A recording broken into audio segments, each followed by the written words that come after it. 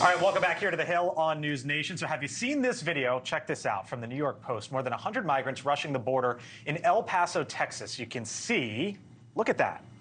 You can see them breaking through the razor wire and even knocking over members of the Texas National Guard. You can hear it now, too. Texas officials reportedly were trying to organize the migrants into groups, but after some women and children got separated, the situation escalated. The White House asked about this scene earlier today.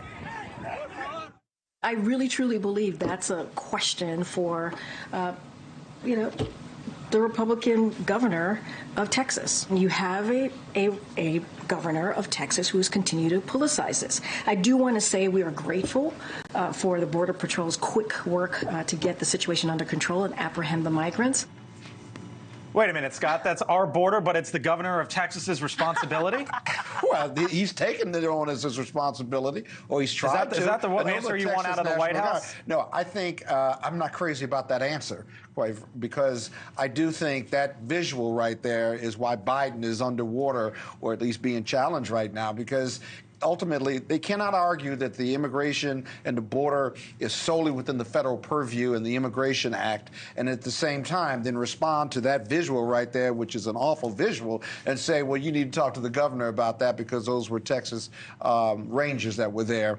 Biden's got to do something. What I don't understand about the Democrats, and maybe Chris, you can weigh in here, is why he won't do something. I don't believe by executive order he can shut it down, so forth and so on. But I do think he can do something, and it just seems like he will not pull the trigger. Before we get to Chris, what do you make of that White House response? I just love that my dear friend Scott over here has finally come around to No, I haven't come around to seeing things your way. What I come around to saying is that visual is why he's behind Trump right now. He's got to do something about it. I know we've won when we've won, Scott. Look, I would just like to take that clip as a Republican strategist and just run it over and over every single day in every swing state until November. Yeah, we're going to bury that clip. And exactly, you should. But you know what's really scary, Blake, is the fact that, we had this ISIS now connected incident in Russia. And on March 11th, Christopher Wray, head of the FBI, actually testified before the Senate about his concern about ISIS-related terrorists plotting something and coming through our southern border.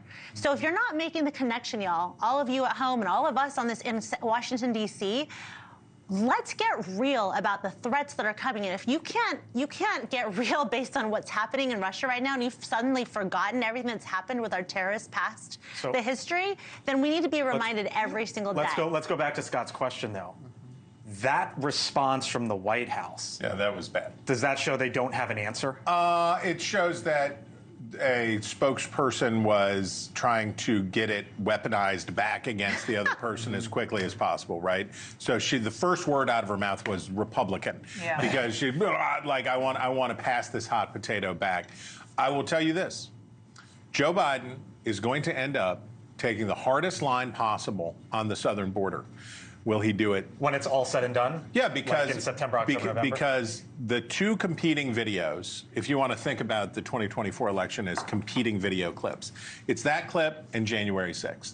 Those are your two violent mob scenes that voters are going to be confronted with over and over again. Which one do you like better? And what Biden will do, and Democrats are just going to have to come to terms with this, is decide when he's going to drop the hammer. That's the case? I think it's the case. And remember, this is also happening as we're seeing really a erupting situation in Haiti. And even though Florida is not a border state, it is a maritime state, and that's going to be an issue. Thank you for watching, and make sure you go to joinnn.com to find News Nation on your television provider.